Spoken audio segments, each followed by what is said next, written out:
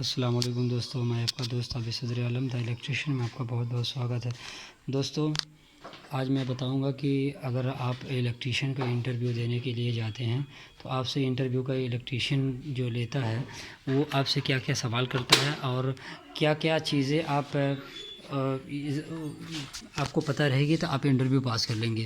सबसे पहले आपको ये पता रहनी चाहिए, आपको ऐसी उपकरण दिखाएगा और पूछेगा कि ये क्या है, तो आपको ये मालूम होना चाहिए कि ये प्लायर है। इसका काम जो होता है वायर को काटने, छीलने और जॉइंट मारने के लिए होता है।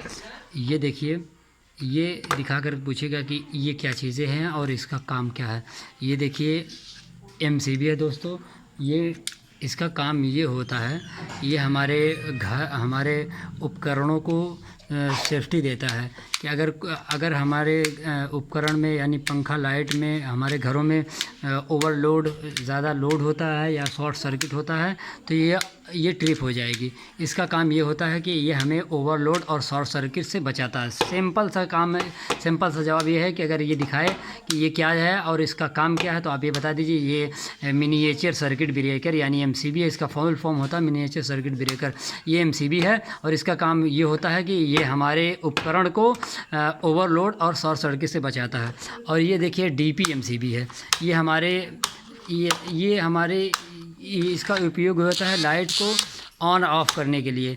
ये देखिए लाइट ऑन हो गई और ये देखिए लाइट ऑन ऑफ हो गई, यानी इधर से हम लाइट को इन करेंगे फेस न्यूट्रल को और इधर से फेस न्यूट्रल को निकालेंगे।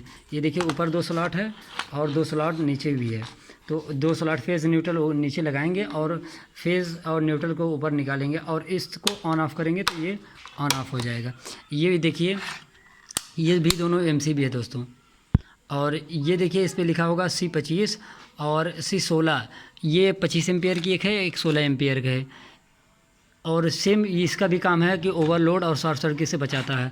और ज़्यादातर दोस्तों मैं आपको बता दूं कि इंटरव्यूअर जो रहते हैं वो सबसे ज़्यादा जो है आपको पूछेंगे कि गोदाम वायरिंग क्या कैसे करते हैं और एसी के लिए कौन सा वायर यूज़ करते हैं। वायर दिखा के आपसे पूछेंगे कि ये कितने mm का है वायर होता है, तो आप ये जान लीजिए वायर के ऊपर लिखा रहता है कि 2.5 mm का है कि या 1.5 mm का है या 0.75 का है या 4 mm का है या 6 mm का।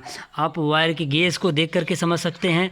ये देखिए थोड़ा सा मोटा है तो ये 2.5 mm का है, ये उससे पतला है तो 1 mm का है, ये उससे भी पतला है तो ये 0.75 का है। इसी तरीके से आप वायर को देख के पहचान सकते हैं। अगर आप पढ़े लिखे हैं तो वायर के ऊपर लिखा रहता है बाकायदा कि ये कितने mm का वायर है दोस्तों।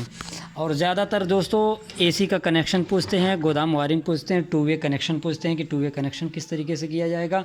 और सारे उपकरण उनके सामने मौजूद रहेंगे और उस उपकरण को दिखाकर आपसे पूछेंगे कि इसका नाम क्या है और इसका काम क्या है।